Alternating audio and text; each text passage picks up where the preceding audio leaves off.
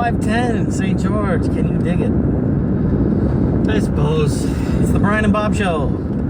It's the Bob and Brian Show. It's the Brian and Bob Show. Bob and Brian Show. On April 7th, 2017. Can you dig it? No, I'm not going to dig it. Get a shovel. I don't have a shovel.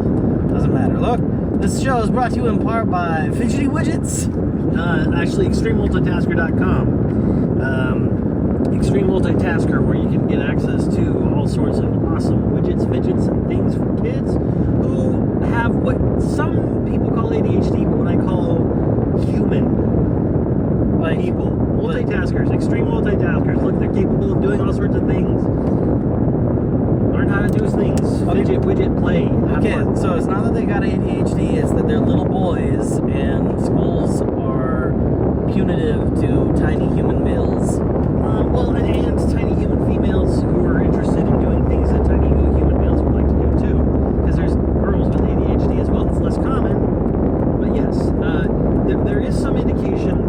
There's some research that's just starting to come out that indicates that maybe the thing that we think is ADHD in the extreme cases, the ones that really need super medication, is actually probably something along the lines of an extreme stress response, something similar to, but not really the same as post-traumatic stress or that sort of thing. Links posted in the description below.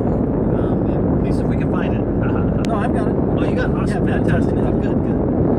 So yeah, there's all sorts of research and stuff, but really the thing that we're calling ADHD typically is just being a kid, being just wanting to explore, wanting to have fun, learning the way humans like to learn. No, there are some chemical differences that we see in the ADHD brain, not the mind, the brain. You give those little kids Ritalin and everything else, they start focusing instead of getting hyper.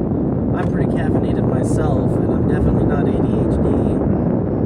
But there are also some things that are saying that some research indicating that it's a stress response, that it's a response to a high stress scenario, and that what we're seeing is little kids with PTSD trying to operate. Little kids who are maybe they're in crappy homes, maybe they didn't have breakfast today, and their bodies are responding. Also, like school is a really peculiar thing. Public schools are a peculiar thing because it's very much like prison or a factory. You're starting at a specific time. You're stuck with your enemies. It's inescapable. It's inexorable. Yeah. Well, it depends on, and it all has to do with perception, which is perception of the kid determines a lot. If the kid hates school, of course the kid's going to want to try to get out because he's expected to sit still, or she. Well, more frequently he. It's about 95%, if my memory serves me right.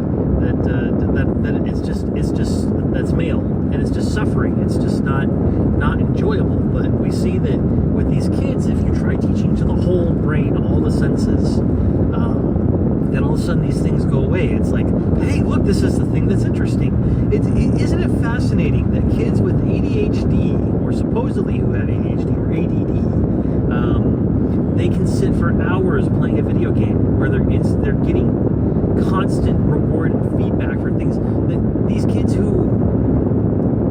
So the same kids, generally speaking, I'm speaking in broadest of terms, because there are, of course, individuals who would rather go out and play, and that's actually much better for them anyways, because they're getting more immediate, more physical, real reward. So good for those kids. Maybe humans evolved to live in fields and forests and, mountainous terrain. Shockingly. Classrooms. Shockingly. I don't know. That this is just... Humans didn't evolve to sit still all day. How dare you postulate something that possibly could be considered truth? What is wrong with you? Well, I'm one of those crazy people that doesn't deny biology. That makes me incredibly unpopular. You I don't know what I just... No, you gotta dehumanize me. Don't call me a person. No, okay, you non-person. Thank you. You sass-boxy thing-majobby. Like, oh my gosh, like... Okay, so what's... Yeah. Anyways, this is kind of... So anyway, brought to you in part by the Fidgety Widgets that you can download, learning tools and supplies that you can get at extrememultitasker.com. It's a lovely tangent. What's today's subject? Lovely tangent. Hey, and by the way, since we're on tangents, RobinusDesign.com. Oh my gosh, that guy, he has all sorts of good stuff. I really wish, Bob, you were just as cool as Rob Ennis. Seriously. Man. Oh, gee whiz. Oh, gee whiz. That, got nothing.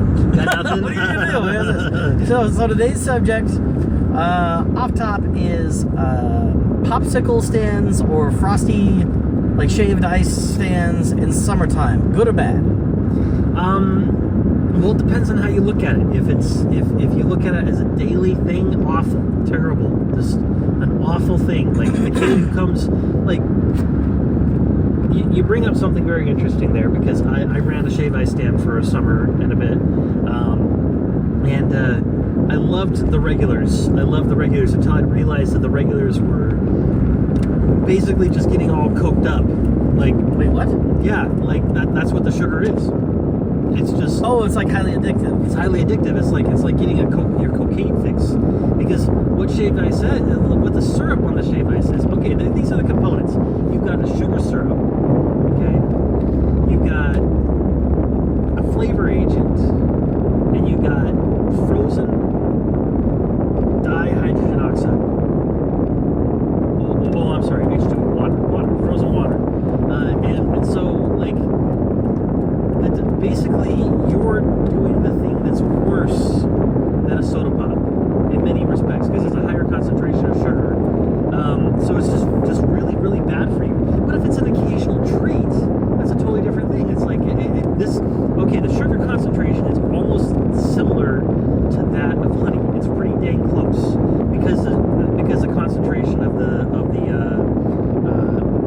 sucrose. But it's going to be chemically dissimilar. It's going to be fructose. Most of the time it's going to be fructose. No, actually, no. In this particular case, it was table sugar that we were using. I don't know about other shave ice stands, but we were using table sugar, which was beet sugar. We were dissolving it and making a simple syrup. So honestly, it was probably better than a soda pop in that respect. Less bad. Less bad, like not significantly. Well, soda pops are either phosphorylated or high fructose corn syrup. It reminds me of a Stanford University experiment not too long ago. We put a little citric acid in to add as a preservative. Yeah. Well, hang on a second. That Stanford University experiment discovered that high fructose corn syrup, even though it's 3% molecularly different than regular fructose, that tiny little amount of molecular difference was enough for the liver to look at this and be like, there's no part of you there's nothing I can do with this. There's no piece of you I can build with this. Straight to fat. And it just sends it straight to fat. But there was an element there. My rationale is in the summertime. So in the summertime, you're sweating. It takes, to my understanding, which is clearly flawed usually, it takes 8 ounces of water to digest 1 ounce of most sugars. So when you're on having those frosty drinks, you're dehydrating yourself, and it's a really inconvenient thing that we have. Oh, it's a hot summertime, I can't wait to get something sweet in me. Well, that's your body saying, I need water. Yeah. And we stupidly start craving ice cream, which is going to dehydrate you. Well, honestly, if we were to be doing something rational with regards to dealing with the heat, probably what we should be doing is drinking hot cocoa and hot cider. And for those of you... Hot tea? What about hot tea? No, hot tea, yes. And for those of you fiends who actually enjoy the awful burnt flavor coffee, you enjoy your disgusting... I love the smell of coffee. Oh, I can't even stand the smell. But anyways... No, we see that in Hindu countries. Like, that's where chai came from. Hot tea in the middle of summertime. Yeah, and then in the winter is when we should be eating the shaved ice and the ice creams and the things like that, because what you're looking at doing is tricking your body's thermostat. So if you eat something hot in the summer, it's just going to something cold. I mean, if you eat something cold in the summer, it's going to make your body work harder at trying to warm up in the summer when you're already warm. I'm gonna speed up. This guy's gonna kill us. Oh yeah. There's a black truck. It looks like somebody's gonna be coming and arresting us or something. GM or Chevrolet or something. Anyways, whatever. Oh man, he's upset. Zippity doo dah, pal.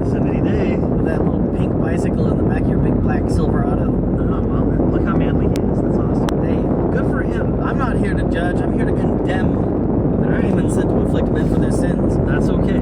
Anyway, so tricking your body's thermostat. You eat something cold, your body's going to warm up. If you eat something warm, your body's going to cool down. So summertime is the time to eat grilled foods. Hey, what about that? Well, no. It's in the summertime, I thought it was you drink something hot and then you start sweating, and that helps cool you down. Yeah, it's tricking your body's thermostat to cooling you down. That's what that's where the sweating comes from. And then you if you're eating snow, you're only ever going to do that in nature when things are totally cold. And then your body's like, oh man, it's cold outside. Better crank up that heat. Yeah. It's, and that actually addresses a lot of things. So really, people shouldn't be selling shaved ice during the summer. They should be selling spicy hot vindaloo. Yeah, spicy hot, like spicy hot, and then also temperature hot. Well, that's what I was getting. Spicy, hot heat. Oh, okay. Yeah. Well, anyways, but if we eat those warm things in the summer, look, it's gonna cool you down. I promise. It's gonna be nice. You can't. Don't write a check with your mouth. Yeah. That your sphincter can't cash. Sphincter can't. Can't cash. But this is a family-friendly show, people. Family-friendly show. It's family-friendly if your family's friendly. Well, anyways, but yeah. So question. Just going back to just a breakdown of good or bad.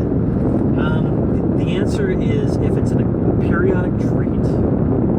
Yes, it's a fun thing, and that you know what, a lot of life is experiences, and a great experience for a little kid, or somebody who's high. To be honest with you, because I loved it when there's a hippie festival close to where we live, and whenever that happened, How do you really feel? No, I really did love it. It was fantastic because they'd come over and they'd be a little bit high, and they'd be like, look at all the colors on the back of the shaved ice stand wall, and they'd be like, whoa, what's all the colors? Anyways, but I'm getting a little off topic, but what's really a great experience is for a little kid or somebody who's high, which there's a difference, but not much, and making a rainbow shaved ice for them, which is a blue raspberry, a cherry, and a lemon.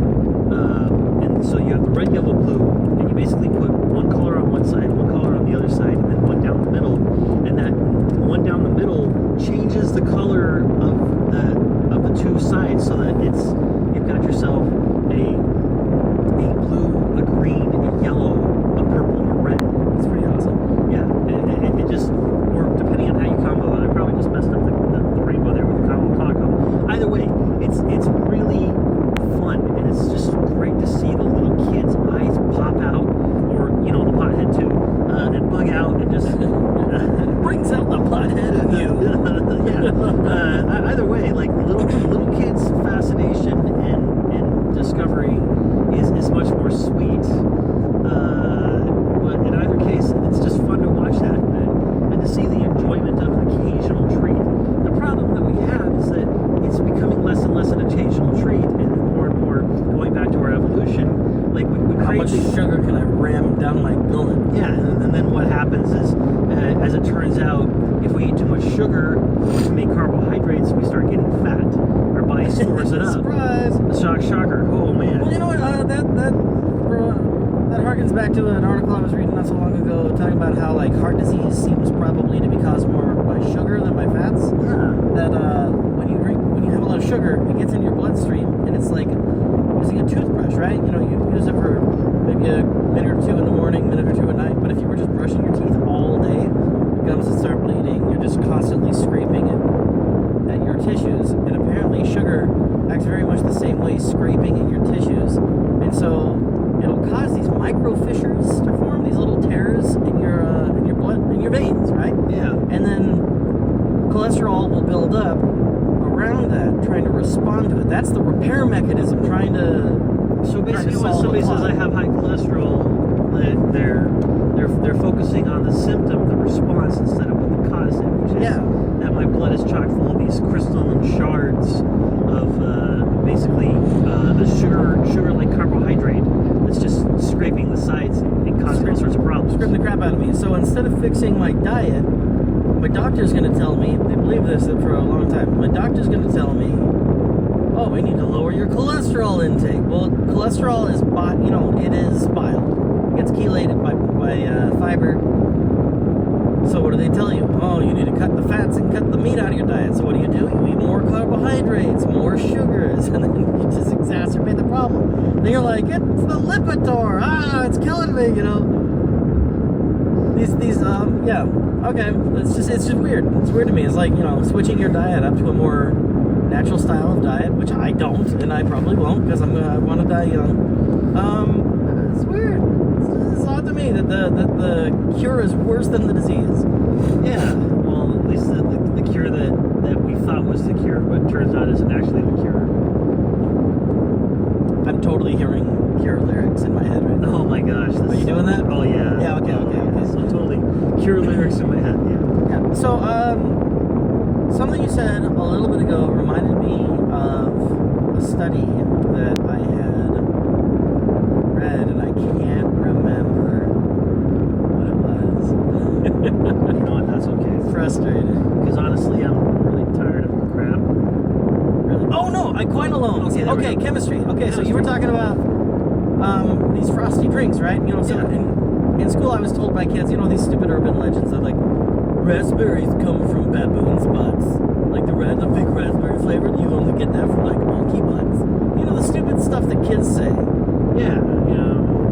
Well, whether they get it from monkey butts or not, seems like they would have to harvest a lot of monkey anuses. I don't know if they have to cut off the monkey's butts or tickle the monkey's cornhole. Oh my god. It just seems a little excessive, no? This is more than a little excessive, seriously. Okay, but this it reminded me that there's a chemical, I think it's pronounced quinolones or something like that. Anytime you have in... There's probably somebody really angry who's listening to this and correcting you right now. I hope they're correcting. Mispronouncing it. And then they're probably going to comment. No, they're probably like, he's dead wrong. He's not even wrong. He's so wrong, he's not even wrong. He just doesn't know anything. He's an ignoramus. That's fine. That's totally true. No, it's these chemicals. They anytime you get like a Lily or fresh scent laundry detergent, stuff like that. Yeah. They're these chemicals, and they the chemicals. They happen to also exist in poop. They exist in human feces, and little kids love it. They love the smell of it. They're like, oh man, that's such a fresh lemony scent. That's a lily scent. Oh, that's jasmine or whatever. And we teach them, no, that's bad. It's gonna get dysentery, little kiddo. And we have to teach them to love those smells only within very specific contexts, within detergent and a couple other. If it's in a flower or it's in something that people have made, then that's okay. But if it comes out of your butt, then don't touch it. I don't feel If it like comes out there's of your anything butt, really you wrong love it. with You're a that. nut. There you go. I don't feel. Remember, guys, that's the rhyme. If it comes out of your butt and you love it, you're a nut. All right. That's fantastic. There we go. Teach that to your I have children. no problem with that. Pathogen threat is real. Pathogens are real, people. If it comes out of your butt and you love it, you're a nut. Off top, that's brilliant. This is right here. Look, this wasn't even planned. Alright, there's no script. There is no script. What? I can't believe that you said there is no script. Oh, script. That's what that says right there. Script. Yes, that's that word. Yes, I mispronounced it. I have a hard time with this. Things. Oh my gosh. I don't know if I can keep going with the script, Bob. We're going to have to go off script here. Going off script? Oh no. Oh no. No. Ta-da! Yeah, so, okay, yeah, so chemistry. So, Chemistry, yes. So as far as I'm concerned... Butt smells, gotcha. Butt smells, yes. Butt smells in your ice cream. And your laundry detergent. It's more likely than you think. I think, it's my opinion that, I think you're right. An occasional treat, sure. If that's what you're into, I guess if your brain's wired to like sugar, like most human beings, occasional treat, cool. If you're going for it every day, then you're an addict, like I am. And let me tell you, time for some sponsors. This message is brought to you in part by Monster Rehab, the tea lemonade. I don't know if we have approval for us to advertise for them. This might be bad. This is unfunded advertisement. Unfunded? I definitely okay. enjoy caffeine. funded advertising, I'm going to go ahead and throw out a good word for So It Seems Alterations. Why don't you tell us about So It Seems Alterations, Brian? So It Seems Alterations is a little business based out of Cedar City, Utah. And it's a little business where a lovely lady and those people she works with alter and fix and otherwise custom make clothing. So if you're interested in anything from fixing those torn jeans to a custom made whatever it is, like, dude, if you're into wedding dresses and you just really want a wedding dress built for your manly figure, she can do How that dare for you talk about my girlish physique that way? Yeah, exactly. She happens to make a lot of wedding dresses and a lot of prom dresses. That's her bread and butter of her business. But all joking aside, if you're interested in like costuming, you want a superbly tailored suit, but not instead of it being tailored, it's like made from scratch type thing. Like she's the lady to go to. And the best part is she just partnered up with a gentleman who does boot and shoe repairs. Do you recall this? Arlotti Shoe Repair. Arlotti Shoe Repair. Based out of Beaver, Utah. Yeah, based out of Beaver. And boy, do we love Beaver. I talked with him for a little bit. I worked on his flyer. And Ernie Arlotti's family, they come from that fine American tradition of Italians making shoes, the shoe factories. And he's carried on that tradition since his family immigrated here. He carries on that skill, the craftsmanship, the tradition that's passed from father to son. So they emigrated from Italy and immigrated to the United States. Is that what you're saying? If you're going to use words properly, I suppose.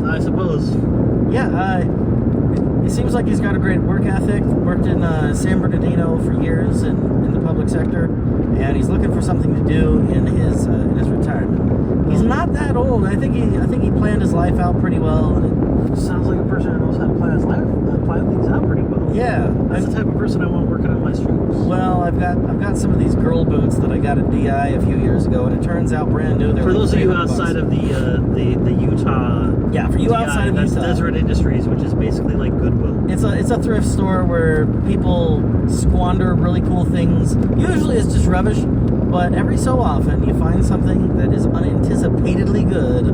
Like a chemist, periodically you can find some cool things on a table. And sometimes you can periodically find a good table too. Periodically you can find a good table at Deseret Industries, which is moving from next door to my house across town, and I'm gonna miss those early morning forays into the cool stuff. Well, anyway, I got these. They're tectonic. It turns out they're Italian boots. All right. And they're definitely for women. But they're sized. They're sized for a hobbity little troll like me. Oh yes. And my ex-wife hated that I looked awesome in them. That I would constantly get compliments. You do actually look pretty awesome in them. You know, everything about me is short, squatty, big, and thick, so I look like I'm straight out of folklore, and it looks appropriate. It does look appropriate. It looks like you're with that beard you have that you've been sporting now. It looks like you're a dwarven warrior who is venturing forth into the great unknown. I'm pretty sure I look like a dwarven accountant. Okay, maybe a dwarven accountant. Or like a dwarven mason. Maybe a dwarven monk.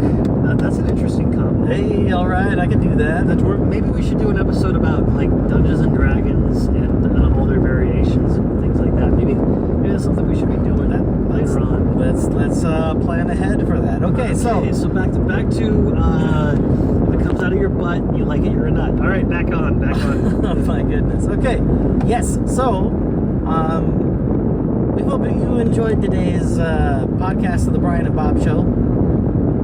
Some future things that we might possibly talk about are story ideas, things about what makes a good story, what makes a good movie, things like that. We might also be talking about autism spectrum, Asperger's, which is yum, delicious, nonverbal learning disorder, and also all those related developmental delays. We're very interested in non-neurotypical brains, mainly because we're both non-neurotypical. We're nutters, okay? A couple of brain jobs. But we don't love what comes out of our butts, so we're not that type of nut, okay? I do. Okay, well... Especially if I've eaten some delicious Bombay Cafe, some fantastic lamb coconut curry. Oh, jeez. Depending on the level of spice, you pay twice. And you know what? It's worth it. It's worth it at twice the cost. And if you eat something that's not from Bombay Cafe, because they make good stuff, you make it from some other less reputable joint, you might pay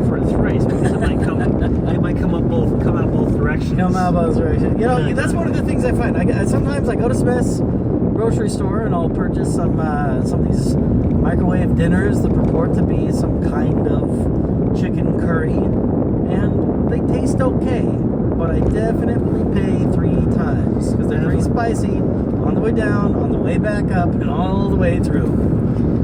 You know, I'm not sure if that's bad. Maybe it's aromatherapy for your guts. maybe it is, or maybe it's just like spending time on the New York subway where everything gets all crammed in at once, and then as soon as you arrive at the last stop, everything comes out from all directions. I've never been on the New York subway, but I can't wait to be there late at night, experiencing all the wildlife of the urban jungle that New York offers.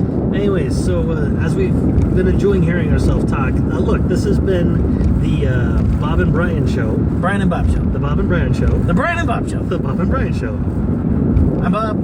I'm Brian. We hope you had a great time. Tune in next time and we will talk about something. Something interesting. Yep. You hang tight there, little buckaroo. You do that. You do that.